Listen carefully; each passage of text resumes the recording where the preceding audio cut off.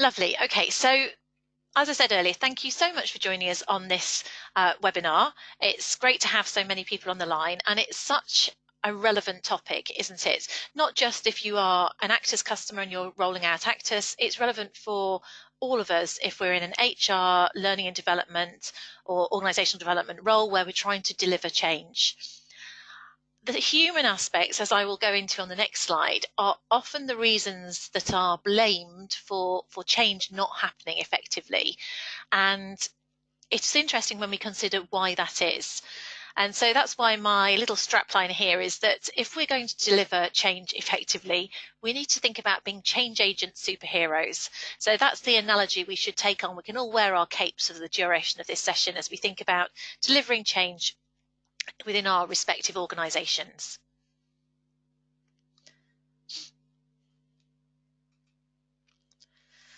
So there's a few statistics here, and I thought it was worthwhile checking this out because the statement that 70% of change initiatives fail due to people issues has been bandied around now for a good 20 odd years.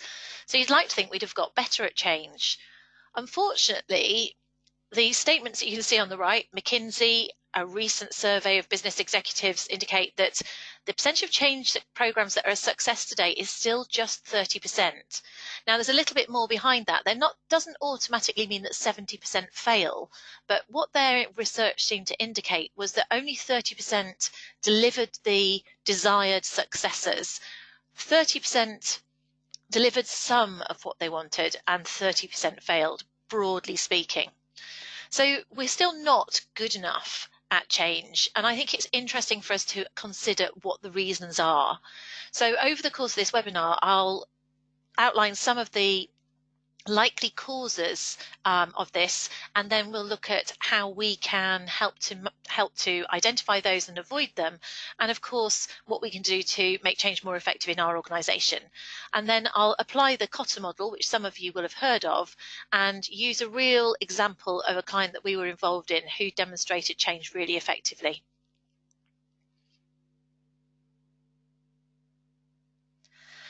So what makes system change or software in this context fail? It very often is people, and that would be our experience as well. The sort of reasons that we've heard from people is that sometimes the change wasn't properly thought through. And the information, when you look at Coty himself, he talks about change in he's got an article called Leading Change. He says that very often senior managers see change as being an event rather than a process. So they perhaps think that just by telling people to change, that's it, it's going to happen. But of course, there's so much more to that. And when we think about systems, it's not just about behaviours, it's about people's behaviours in relation to a system. Very often there are other systems or processes in place that may overlap or undermine the system that you're trying to roll out. So you have to think through what you're trying to achieve. And the other aspect that I've found when I've trained this model out many times with people on management training courses. And what we do is we map a change that people have experienced and ask them to identify whether it was successful or not. And there are certain areas where, in my experience, which is probably coming on for 100 odd case studies of examples, there's a couple of places where it always happens. And one of them is to do with the fact that those at the top who choose to do the change perhaps haven't engaged with those who it's going to impact. And in the case of a system, let's say an expenses system, at the top people might have thought they could put in a change which would take away a specific expenses system or process, but it's only when they come to implementing it that they realise that it isn't that simple because they were not close enough to reality. So if we're thinking about change, it is important to have stakeholders involved, and we'll look at that later, who are on the grassroots, not just from the top.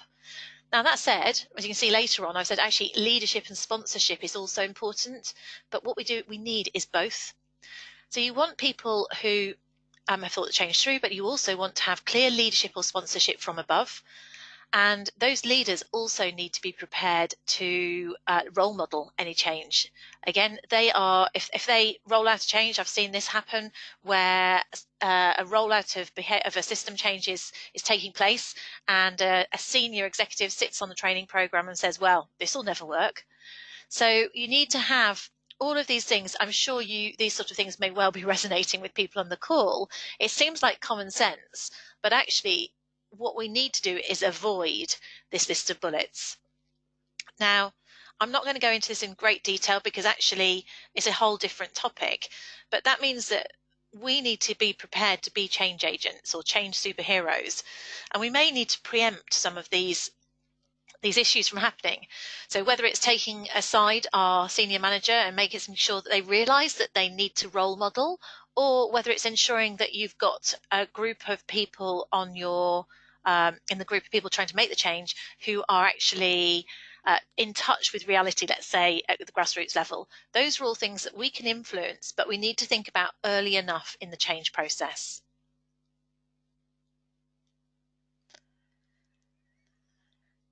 Now, this is a bit of a Mickey Mouse image. I apologise for this. My skills. I just put this one in this morning because I've been looking at this model again.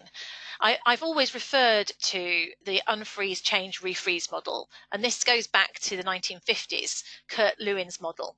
If you've heard his name, you may also have heard him because he is famous for force field analysis, which is also a useful tool when we're trying to deliver change.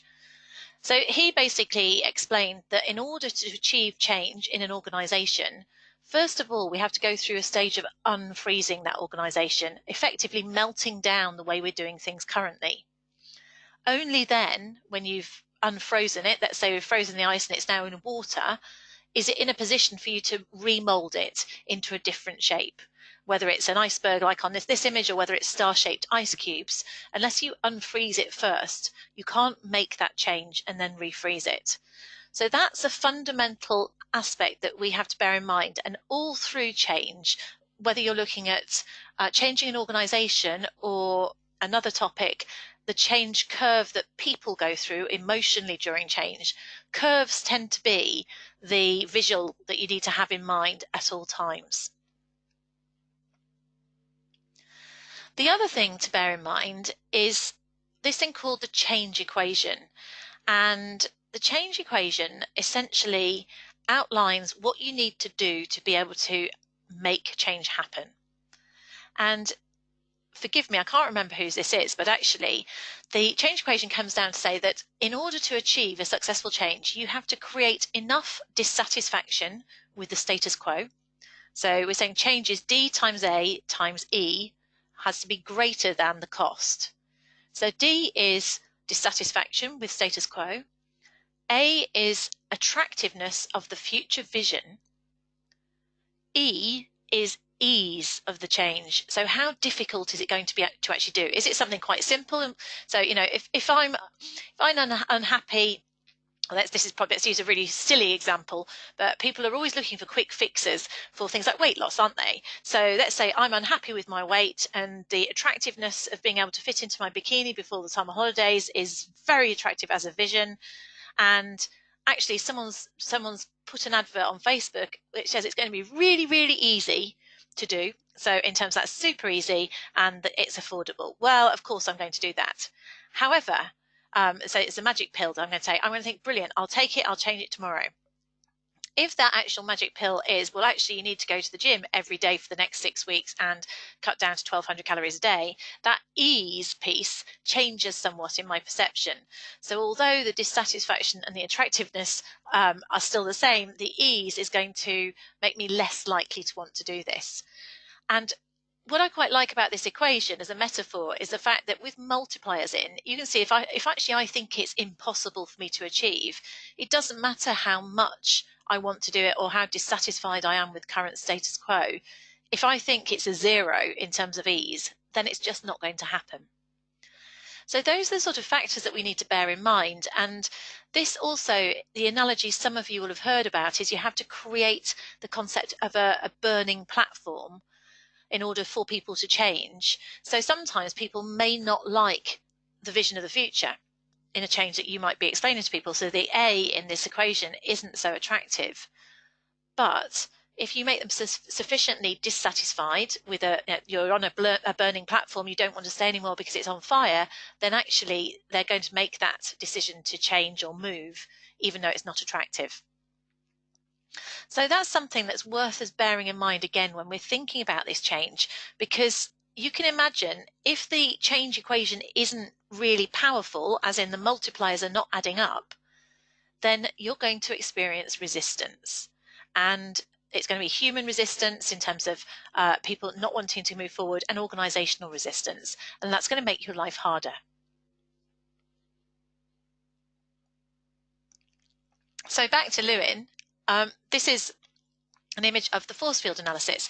And this is a tool that you might want to do while you're preparing for change. So it doesn't matter if you're in the middle of change. I appreciate some of you might be. There's no harm in actually doing this right now if you feel that you've got to a point where you're not moving through the change as effectively as you'd hoped. Then you could use something like the force field analysis. And what you have to think about is, where are we currently in relation to the change? So that diagram here says present or desired state. So let's say the desired state of the outcome for the change. And we think about what's driving it in the right direction and what's pushing against it. So in terms of driving forces towards a change in behavior, I've got a simple one here that's just sprung to mind because we were talking about people listening to our podcast earlier. So what might have driven it? Maybe our vision was to get people to download our podcast and to listen to it, change and maybe listen on a regular basis. So that's a simple change in behavior, but bear in mind that 85% of people currently don't listen to podcasts. Well, the driving forces for change might be about communication. It might be about the fact that we were talking directly with people. It might be about we want to make it easy, so we're providing people with direct links to do things. It might be that we're selling the stories, or we've got really interesting people or stakeholders on whatever it is. Or we could be creating a positive vision of whatever the training or the podcast is, the content is, that how it's going to help people. So those all might be driving forces for change. And actually the experience we had was also being able to talk face to face with people because we were at the Festival of Work last week. Now, the flip side of that is, what are restraining forces for change? Well, things that might block things could be technical capability. Maybe someone doesn't know how to access something on their system or on their phones. They don't actually know how to. Maybe they don't like listening to things, so they're never going to start doing it.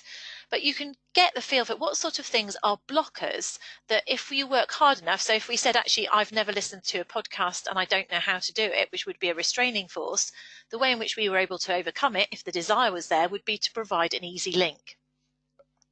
Apologies if that's a bit of a wedged in one. It just happens to be that's just sprung to mind, but that's a very simple model. Clearly you can use examples in a larger scale where you're thinking about, we're trying to roll out a new software implementation. What are the things that are restraining it? Well, it will be existing systems and processes. And have we got enough? It's a very simple idea. Have we got enough green arrows to overcome the red arrows? The more balance you have, and again, it may be a current example, might be thinking of Brexit and the Conservative Party there. If you've got people pushing and pulling to the same extent, then basically nothing happens. You get stalemate. So you have to get those driving forces for change pushing ahead. So now I said we'll talk about an actual model. So how can you do all these things? So the force field analysis is a good way of thinking about what maybe is blocking you, the sort of blockers you need to take away. We've got ideas about changing things and driving things through. So let's look at Coty's model that is very famous. I personally think it is the best model of change. There have been a few tweaks over time. It's been around about 20 years.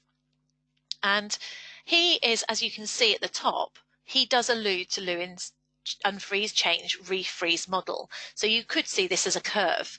I've left it as a straight line because actually, frankly, it's easier for us to take a look at it. And as you can see, there are 8 stages to Coty's change model here. The first stage is about establishing a sense of urgency. So as I walk through this, I'll go through a general example as to how we might understand this. Then I'll work through a real example in relation to software, and then I'll talk about how we might act as change agents in each of these phases. So the sense of urgency, if you think about it, correlates with that aspect of desire or the burning platform. People need to feel that there is a requirement to change. Otherwise, our default position is status quo. So that probably means that at a higher level, and I believe personally that this model is a large scale model. It's not really for small individual change. It's most appropriate to organizational business change.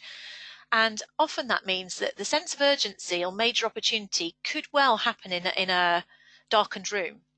So I used to work for a large global organization, and I remember they did various structural changes.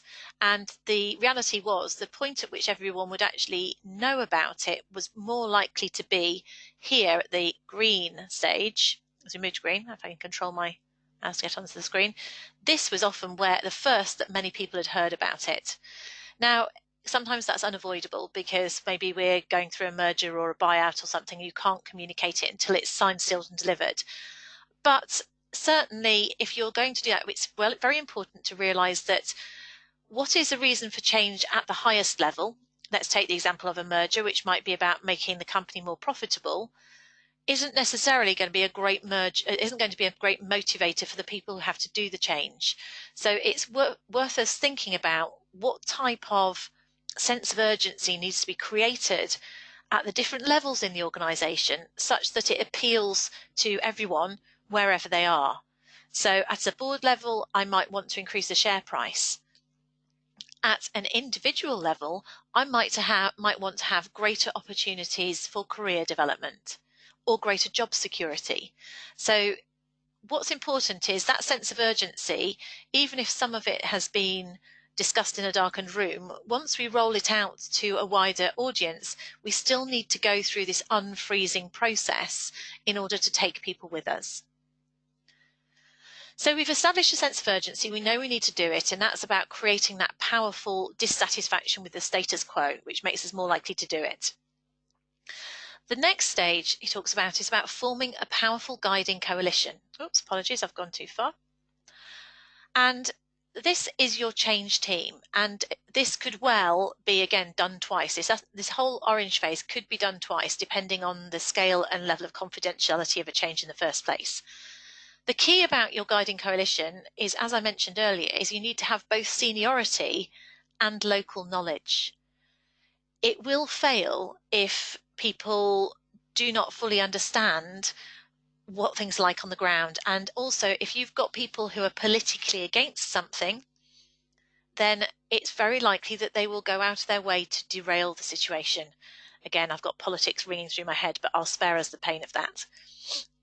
So you need to have a group large enough to lead the change, but saying that, you don't want it to be so large that it's uncontrollable. So I have seen it done well where there might be a leading coalition and then there's a group of champions, and that works brilliantly in things like NHS organisations, large organisations. So you've got your top line group, and then you've got your champions that can represent the different areas. The next stage is about creating that desire. So why are we doing this? Our urgency might be telling us why we need to move away from something, but what are we moving towards? Sometimes change fails because people don't understand what's expected of them. So in terms of let's say a merger or acquisition or a name, that could result in a name change for people. So that might very simply be, we're going to be company XYZ as of the 1st of July. What that means is, that we've talked about the benefits of it, but what we all need to do is update our documentation. We need to collaborate with other people. We need to look at the ways in which we can all work together. Some of what I'm talking about there, I think, also would fit into creating short-term wins. The example in terms of creating a vision that I'm thinking of with a software rollout is about what will this do for us? So as a result of this, we will be better able to develop the careers of the staff that work here. We'll be able to give people more career opportunities. or in terms of an expenses rollout. As a result of this, we will be able to turn your expenses around in 7 days rather than 28 days. It's talking really about the benefits of that desired state for getting there. Now, of course, those are the benefits, but also when we're communicating the vision, we need to talk about the specific changes. So people understand not only why they want to go forwards, but what exactly they need to do differently. So the change between the orange and the green is where we are starting to unfreeze. And this piece here about communicating the vision, it's saying that we should communicate in every method possible. So an email telling people to change is basically not going to work. We need to talk to people face to face. We need to give people, remember that communication is not one way. And when it comes to organisational change, we are often really guilty of thinking that it is. So how can we empower managers to talk to people about their reservations or their concerns, but make sure that they turn them round as opposed to just resist? And it's about helping people understand what the vision's about and what's in it for them. And some of that will be listening to their issues, resolving their issues, and basically making them feel heard. Now, this is an area where many changes fail because it's just not done well enough, frequently enough. Coty says you have to communicate change 10 times more than you think you need to. So if any of you have had challenges with change, maybe that's a great place to start in terms of how well did we communicate it? Were we communicating it through every forum? Were we communicating what's in it for me to the person in their language? Were we giving people a chance to talk to us about their concerns with the change and resolving them? And were we getting sponsorship, as in the communication was coming from all levels of the organisation, from the top right down to the bottom? Of course, then we've actually got to do the change. And if change was easy, right, it wouldn't be failure. So there are going to be obstacles. And at this stage, it's where we're kind of moving from planning the change to doing the change. And Coty suggests that what we really must do here is empower others. So that broader group of change agents I alluded to earlier, these are the people now that you want them to go off to their local areas and empower them to solve the problems. Let's not pretend there aren't problems, but give them the skills and the confidence and the support to overcome those obstacles. Again, always being clear on what good looks like and what people want to achieve. And with that in mind, it's about remembering to celebrate those short-term wins. So very often with the change, remember that people are going to move at different stages. I'm sure you've heard of the concept of denial resistance, etc., with regard to change. Well, there will be people that come with you earlier than others. And it's at this stage here, the creating short-term wins, that you're able to clearly signal to others in the organisation who are perhaps sitting in denial that this change is here to stay. So an example of something like a short-term win might be we've just merged, let's say, so it could be that you announce in the newsletter and recognise those concerned who've just won a deal under the name of New X company. So it's about declaring to everybody that you've achieved those, making it very, very well communicated, because that helps those who are lagging behind realise that actually the change is here to stay. Very often people who sit in denial, their mindset is, I've been here long enough, if I dig my heels in long enough, it will go away. And based on those change statistics that we saw earlier, actually, they're probably right. Very often it will go away. So we need to create short-term wins and we need to communicate those. And then finally, we go into the refreeze. Again, I don't suppose it will surprise you to realise that this is exactly where change fails again. So it's at these changeover points. They change over between unfreeze and change and refreeze. This is about consolidating the change. It's about embedding it, and it's about ensuring that you turn it into business as usual. So the example that I kind of used too early with the company change would be making sure that all of the business cards are in the new company name, making sure that all the policies are in the new company name, that you've got employment contracts and terms and conditions that are aligned. So these are all things that have to continue to happen. And if you don't follow through, then actually that will undermine your change later, or it will reduce the effectiveness of it. Now, I'll allude to this later. I believe this requires a different set of skills. So it is a good idea to bring in fresh change agents at this stage. And I'll mention that on the next slide. Then finally, it's announcing that you've actually completed that change. This is called anchor the change. Also, it's known sometimes as institutionalize the change, which is perhaps a little bit dated as terminology. This is where you communicate to the audience that actually you've achieved the outcomes, that we are now 20% more efficient because we've merged with this company. It's identifying and celebrating that you've actually made it. All too often, we move on to another change, probably somewhere here.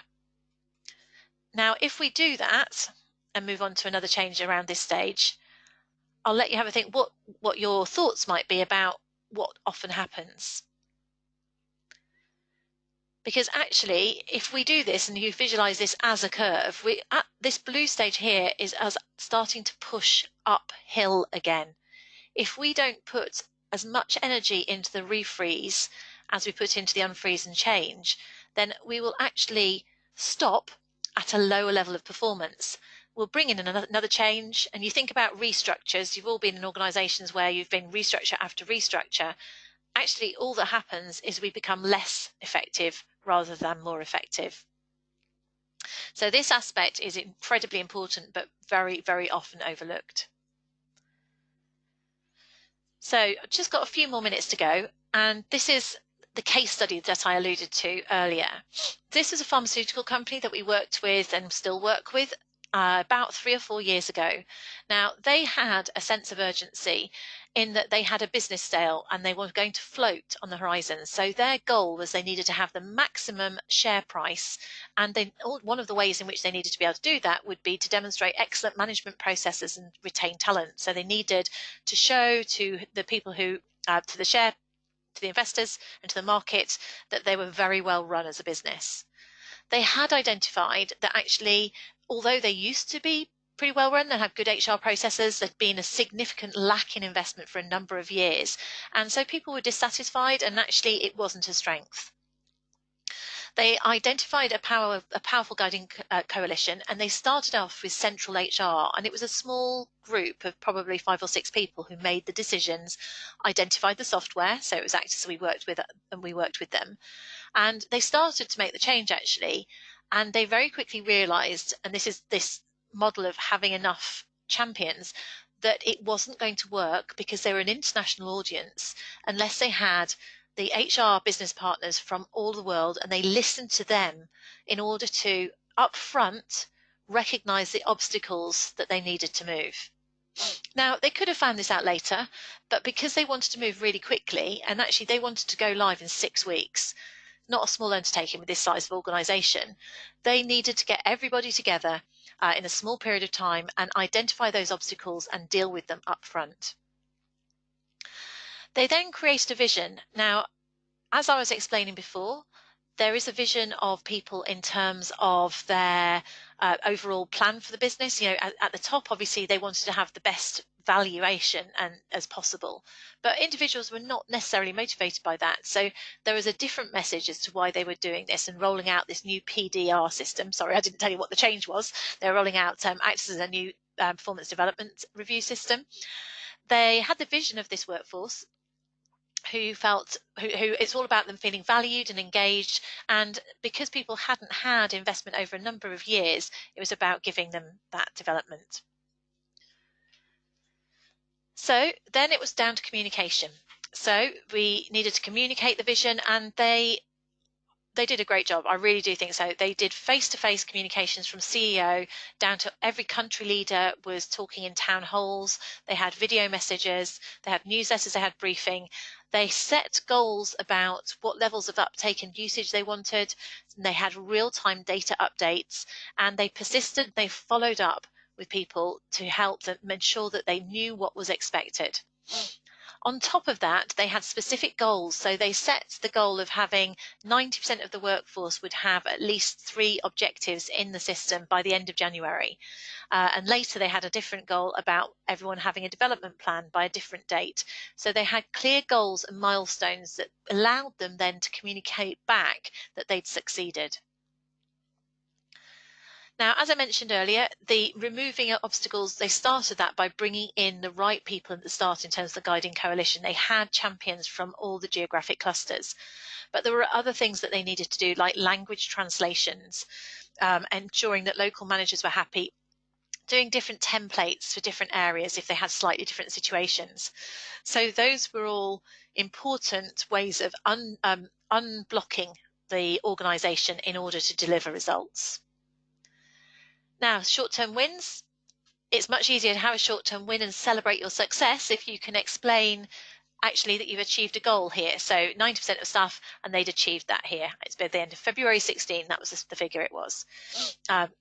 So they had those goals and they were able to shout about those. They had, again, communication through newsletters, all through the organisation. It was really aligned and it was led from the top down. The CEO at the time was incredibly behind this and would stand up and speak about it with passion, and that goes a long way. Now, they didn't stop there, and I think that's why they've done such a good job with this. So they then, having embedded the performance management piece, they then put their focus onto talent management and career development. They also looked at integrating with other systems. They did additional training in terms of managers, looked at 360 feedback. Each sort of 3 to 6 month phase, they looked at ways in which they could have a different target, which was all about deepening the way in which this system was used. And then, of course, communicating the power of it. The great thing was they actually did make it into the FTSE 250, and actually I think they're making it into the top 100. So that was one of their goals anyway. They were able to achieve this. But additionally, they were able to say that 90% of people have got their PDRs. We've been able to create this level of promotion panel or performance-related pay. So they really did anchor it and drive it through effectively. Interestingly, it wasn't conscious. They just did a really good job. And I realised that they'd done a great job. And I went back and mapped Coty to what had actually taken place and realised that they had pretty much mapped against Coty spot on, perfectly. So just the final slide here. You guys, lucky as you are potential change agents. I thought it would be helpful to think about how you might want to implement this and the sort of activities that would be helpful to you as change agents. So this is the sort of focus that I'd say as you go through this 8-step model as to how you might want to do this. So at the start, make sure that the sponsorship is there, and also make sure that you understand why the change is there. And as I alluded to earlier, there is a why, not just at the top level that we need to do this, because sometimes the reason why isn't a very attractive reason for those lower down the organisation. So you need to get a number of reasons why we're doing this that are acceptable and motivational at different levels in the organisation. Then, in terms of powerful guiding coalition, do make sure that you've got the right people who are included.